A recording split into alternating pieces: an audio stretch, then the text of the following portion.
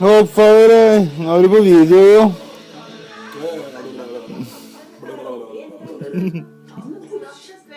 Si noe morsomt, da.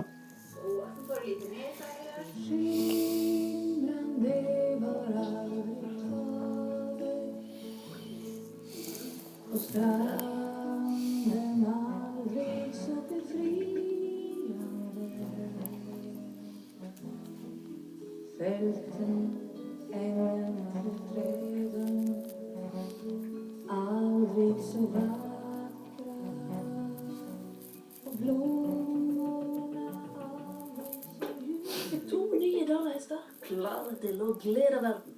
Og kanskje en president eller to. Ok, ha det. Hei da. Dalhesten er bare ett av mange eksempler på at svenskene når ut i verden.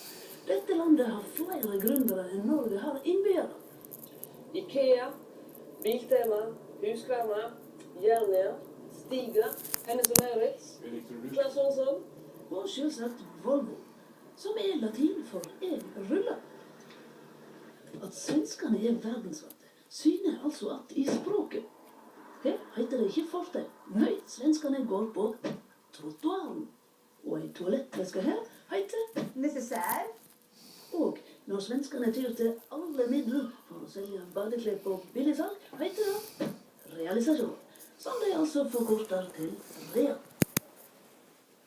Svenskene er altså verdensvante og suverene, men en gang ble de tatt på sengen.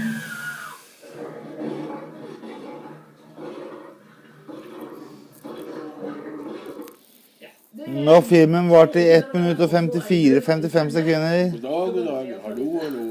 Sånn står det til med stemmene. Vi er i Veldig dårlig. i Strengnes De er helt gale i dag. på vei inn i det kongelige Grypsholms slott. For her inne finner vi altså noe så